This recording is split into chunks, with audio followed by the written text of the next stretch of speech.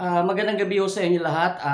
Sa hindi po nakakakilala, ako po si Carlo Mendez, isang vlogger ho, and kapatid ho ng may-ari na tong condo unit na to na binili ng sister ko na nakatira ho sa Amerika. Okay. A brief history sa sister ko. She is an American citizen along with his family and husband, no, na naka-base sa Washington, USA. And doon niya na-meet ang ahente na itong condominium, itong Century. May ahente na pumunta ng Amerika, nag-meet sila doon sila nag-close deal. Ayan. So, in short, need mag-apply ng sister ko sa US ng dual citizenship dahil sa alam naman natin lahat na hindi pwedeng bumili ng anumang property dito sa Pilipinas ang hindi Filipino citizen. So, nag-dual citizenship ang sister ko. Ayan. May negosyo sa doon na home care. Yun ang business ng ate ko sa Amerika. Ayan. At ang kanyang husband is a flight attendant sa Alaska Airlines. Ayan ho. I made up into decision ho na experience ko dito sa Century condominium na ito. Like kanina lang, recently kanina, sibilisado ho akong tao na pumunta sa admin sa PMO para kumuha ng permit dahil dumating ang order ko na floating bookshelf. So, ilalagay ko dapat dyan. Dito. Papakita ko sa inyo. Ilalagay ko dapat dyan. Ito sa area na yan. Yan, sa area na yan. Kararating ko lang kasi galing sa, sa Ever Mall. Diyan ko dapat ilalagay sa area na yan. So, in short, pumunta ako doon ng sibilisado ng maayos para kumuha ng permit. Dahil gusto kong sundin ang proseso na tuwing may gagawin ka dito sa condominium unit mo, you need to secure permit. Ayan. Eto na. Nag-fill out na ako ng form and in-advise na ako ng admin office na pumunta sa engineering para sa approval. Okay. Eto na. Pagdating sa engineering, tinanong ako ng babae doon, nakalimutan ko yung name niya. Kung ano unit, sabi ko 928. Quirino East Tower. Ayan. Tapos, sabi niya, wait lang sir ha, i-verify ko lang. Nagtataka ako kung ano ang i-verify niya. No? Pero, hindi ko pa rin pinansin yun. Ang ginawa ko, tinanong ko yung katabi niyang table na babae, na kasamahan niya. Sabi ko, ano yung i-verify niya? Ang sinagot sa akin, ang payment daw sa monthly dues. Umakyat yung galit ko hanggang dulo talaga ng buhok ko. To be honest. Okay. Ayan ha. Kasi, ano ang connection ng payment mo sa monthly dues doon sa paghingi mo ng permit para maglagay ka ng dekorasyon sa binili mo na unit, na condominium unit? How they would be able to connect ang sense, no, kung bakit kailangan i-verify ang payment. Bakit may metro ba itong Metro ba itong dingding dito na kapag nag-drill ka dito, aandar ang metro, dadagdag yung monthly dues mo? No, hindi ko mag-get yung ganong mga eksena nila Ayan. Luckily, kababayad ko lang kahapon ng monthly dues. Nagbayad ako ng 12,000. Ayan. Kasi, according to my sister in USA kinu-question ng sister ko sa Amerika ang ginagawa nila na paniningil in advance. 'Di ba? Quarterly sila naniningil. Before going further, kabayan ha, I would want you to know that this video of mine, I would like to practice my freedom of speech and expression, which is binded by my constitutional rights under Article 3 Bill of Rights of the Philippine Constitution. Okay, so this is a freedom of speech and expression. Itong ginagawa kong video. Ayan. Doon uminit ang ulo ko. Kasi, ano ang connection ng payment sa monthly dues sa pagkabit ko ng shelf? Acceptable pa yun, guys, kung ang sinabi sa akin, wait lang sir ha, ibe-verify po namin sa head engineer namin yung size ng mga shelf. Kasi alam nating lahat siya na kapag pataas ang building na ito, habang tumataas ang building na ito, the more na lighter, the more na magagaan ang materialis na ginagawa nila sa pagkakaalam ko ho. Because kapag binigatan nila ito, guguho ito, bibigay ho. So, kailangan ang mas mabigat ho, as ang mabigat at makakapal na materialis, ando doon sa pundasyon. So, that is understandable. The reason nga na hindi tayo pwede bumili ng pagkarami-raming gamit dito kasi hindi mo limited lang ang gamit mo kapag nasa condominium ka. Ayan. So, acceptable pa sana kung ganun ang reason sa akin. Pero ang reason sa akin is i-verify.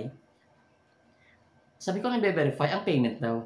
Nagkataon kanina guys, na yung binayaran ko kahapon na babae, na naka-assign doon sa Quirino East at sa Quirino West, sa accounting department nila, is absent. So, hindi nila ngayon ma-verify. Bakit kasi hindi nila lagyan? Ito, suggestion ko ito na malupit.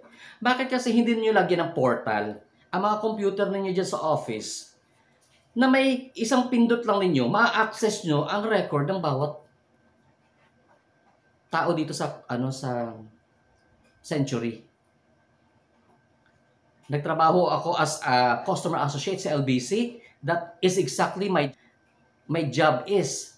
Kahit magpalit-palit kami ng computer doon sa LBC, nagagamit namin kasi iisang connection ng huyan. Ilalagay lang namin yung username tsaka password namin. Okay, ewan ko sa kanila kung anong klase discard ginagawa nila. I don't care. Yun nga. So, ito ang explanation ko naman.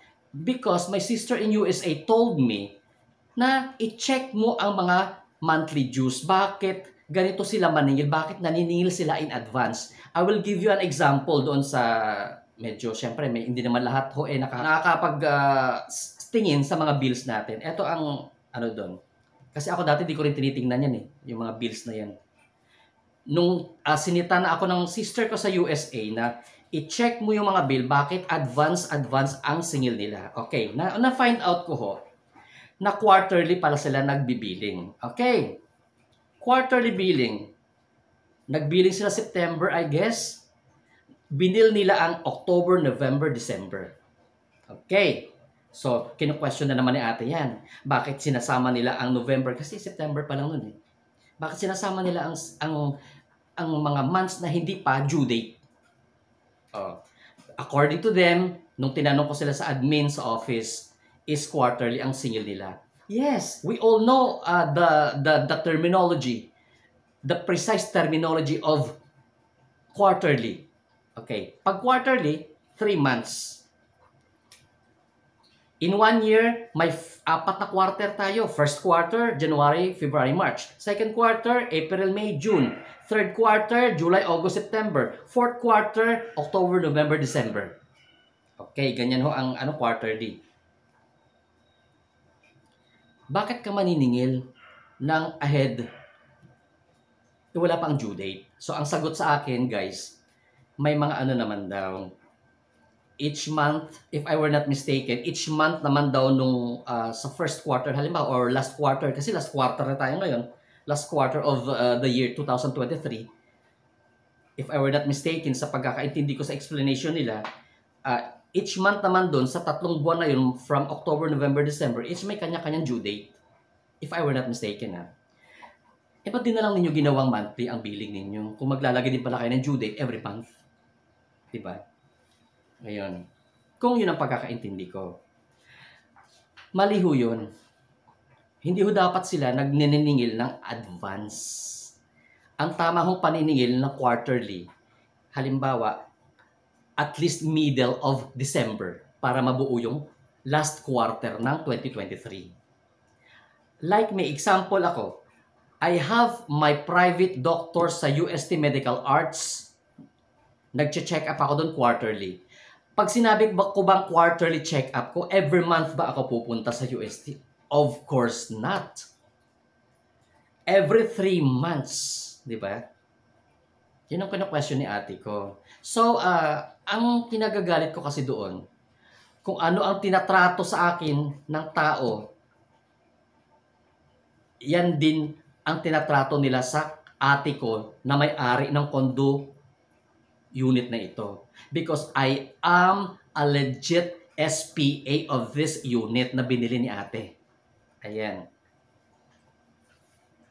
Pinatawag ko kanina sister ko, nag-usap kami through WhatsApp. Usap kami kanina, kinukwento ko yung ganong eksena kanina. And then, tinatanong ko ang name ng property manager nila kasi I guess we will press charges. We will press charges against this. Kasi alam nyo guys, punong-puno na ho kasi ako talaga eh. Ilang beses na ako nagpapasensya, ilang beses ko na sila sinisita. Ayan. And yet parang, feeling ko parang, hindi ko alam kung ano ang intention nila, no? With all fairness naman sa kanila dyan sa ano, no? Hindi ko naman alam ang kanilang nararamdaman. Pero, with due respect to them, hindi ko sinisisi ang mga nasa accounting department, hindi ko sinisisi ang nasa engineering department, hindi ko sinisisi ang mga nasa admin na mga empleyado. This will gonna fall all the accountability. Ang liable, ang accountable dito is the property manager itself. From the root word manage. Ikaw ang nagmamanage ng tao mo eh. How do you manage your tao? Sa'yo manggagaling lahat yan. Diba? May homeowners association ba tayo dito guys? Sa mga nakakaalam. Do we have sets of officers ng HOA?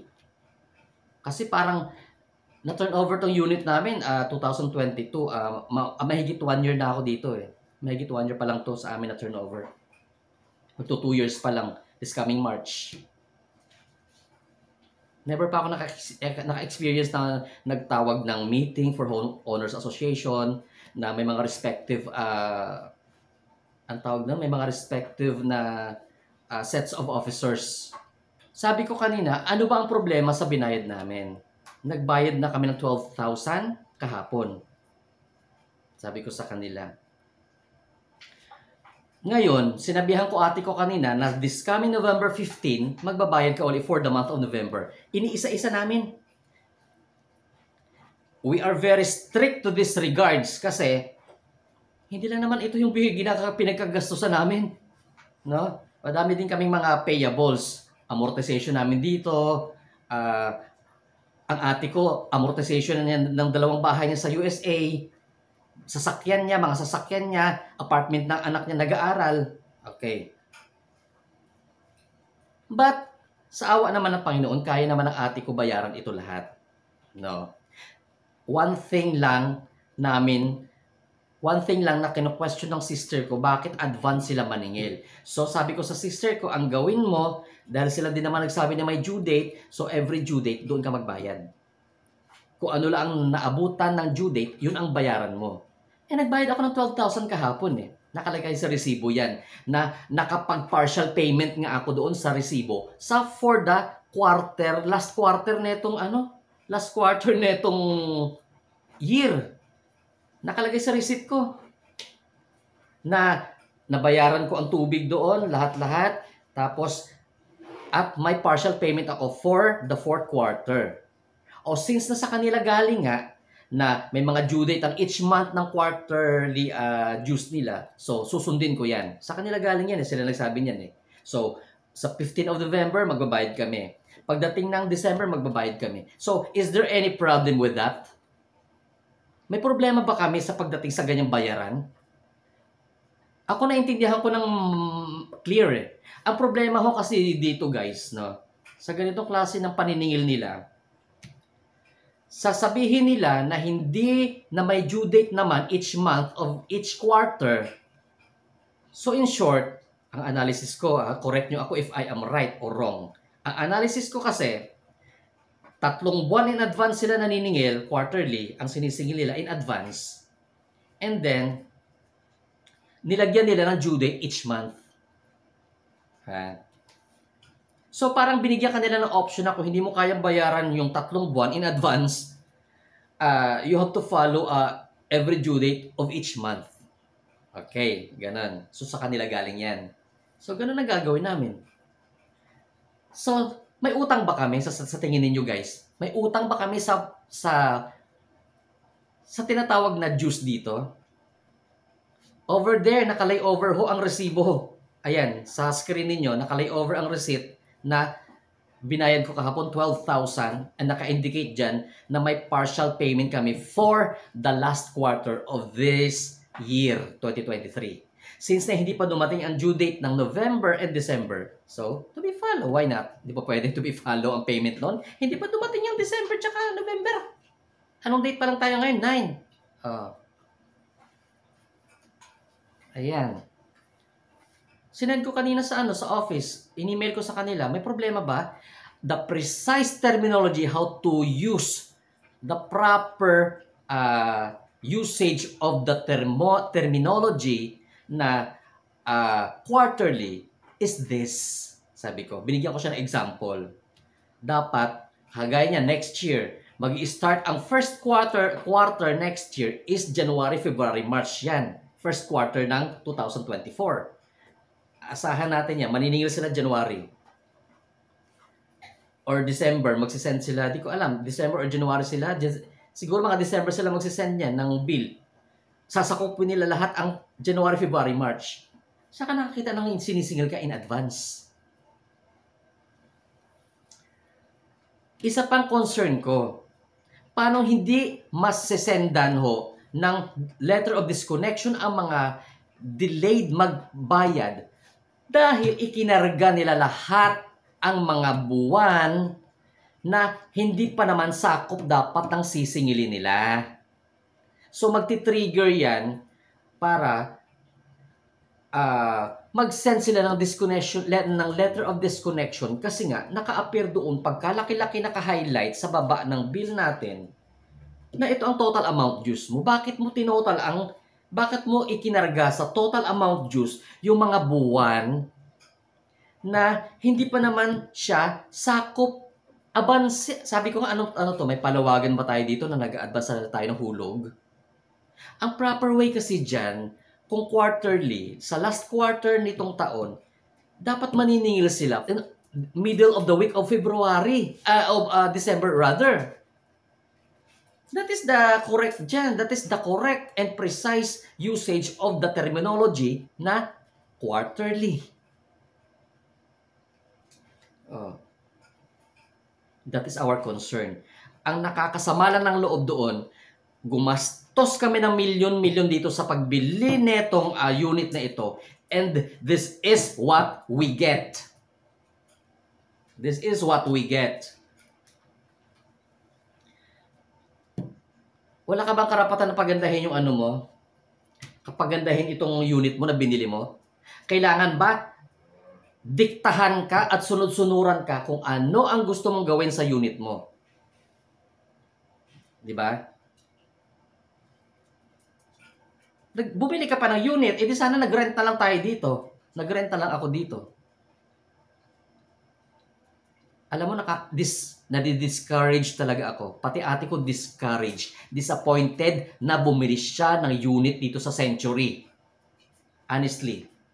Sabi ko nga kanina sa kanya, bakit kasi ito ang binili mo? Dapat bumili ka na lang ng house and lot. Ang sagot niya sa akin, hayaan mo na, pwede naman ibenta yan eh. See? Ate ko hindi na mo problema eh. Tapos yung ibang tao dyan sa paligid, feeling nyo parang huwag kayong manliit ng kapwa. Huwag nyong i-underestimate ang capability ng mga tao sa paligid. Okay? Don't judge a book by its cover. Okay? Again, ito ho ang aking ginawang statement because this is part of my freedom of speech and expression in accordance with the Philippine Constitution under Article 3 Bill of Rights. Pinapractice ko ho yan. Ang aking karapatan, ang aking constitutional rights. Parang feeling ko nasa communist place ako na limited ang kilos ko. Even though nagbayad ka ng 5 million, binili mo ito ng 5 million, kumita sila sa amin, parang feeling ko dinidiktahan kami. That is against the law. You are violating my constitutional rights to live peacefully, to live happily.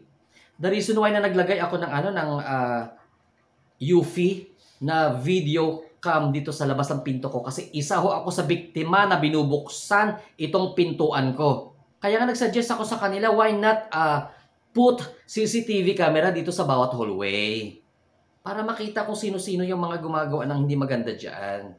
And then I find out nga nung nababasa ko ngayong ibang post dito sa marketplace na may mga naka-experience din pala na binubuksan ang kanilang mga pintuan, so hindi pala ako nag-iisa.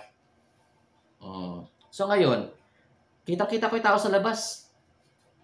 Kasi tuwing may nakaka-capture ang camera ko sa labas ng pinto, tumutunog tong home base ko. Ito, to home base ng UFI. Nagwa-warning niya na may tao na nakaka-capture niya. And then automatic, na-store niya ang data. This is a very constructive criticism. This is not just an ordinary resentment. This is not just an ordinary appeal. No. They should took this seriously. Kasi hindi ho biro, dugo at pawis ho ang pinuhunan ng mga bumili ng unit dito. Kaya nga the reason why, you know what guys, I really support you, lalo pa yung mga nagsiserve sa atin ng food. You can tell that. Do sa mga suki na ako na bumibili ng food, hindi na nga ako nagluluto ngayon eh. Because I really support those individuals. Kasi mantakin mo sa hirap ng buhay ngayon, kabayan, no? Although marami naman sa atin ang may mga kahit sa buhay, pero alam nyo yung tipong hanggat maaari, gagawa ka ng paraan para kahit man lang pambayad ng electric bill mo. Di ba? Sayang din yung oras. Alam mo yon. So, yung mga tao na yan na nagtitinda dito, I really support. I really admire you guys for being masyado masipag. You can tell those people na suki ako sa food. Ayan. Keep it up and talagang karapatan naman ninyo yan kasi sa hirap ho ng buhay ngayon, talagang diskarte sa buhay ho yan, kabayan. Masakit lang sa kalooban namin na ganito ang aming nararanasan dito despite of the fact that my sister is capable of paying everything. Pagdating kasi sa family guys, hindi ko talaga hahayaan na yuyurakan ng ibang tao ang pamilya ko. Pag usaping pamilya na, ako talaga ang makakalaban. Hindi naman kami pinatira ng century dito. Hindi naman kami pinatira ng century dito ng libre. May libre ba dito?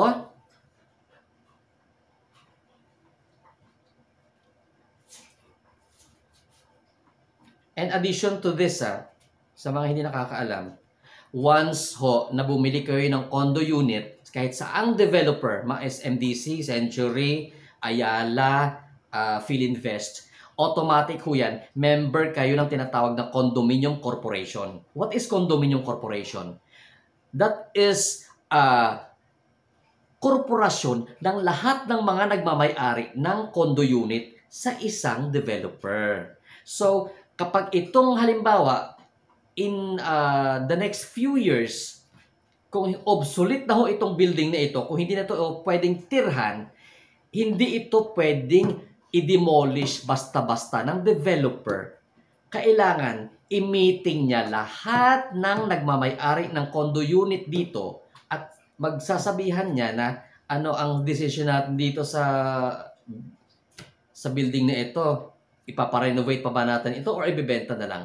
Magbobotohan ngayon itong mga member ng condominium corporation. Kung ang majority nag-vote na ibenta na lang, doon pa lang kikilos itong developer. Kapag nabenta nila, ang benta ho doon, ihahati, i-divide doon sa mga nagmamay-ari.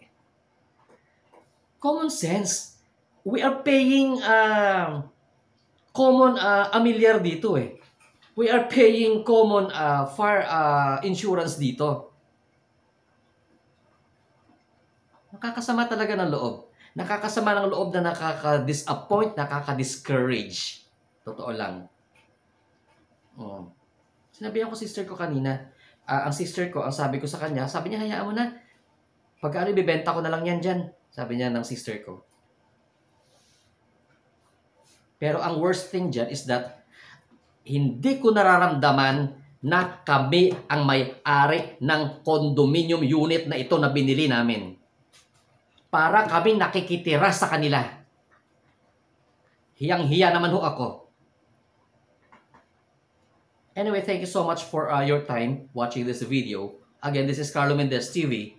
Kasi vlogger ako uli. Marami tayong kakilala vlogger dyan. Mostly, kilala ko ang mga vlogger ang mga political vlogger ni Isko Moreno dahil mga friend ko yung iba dyan.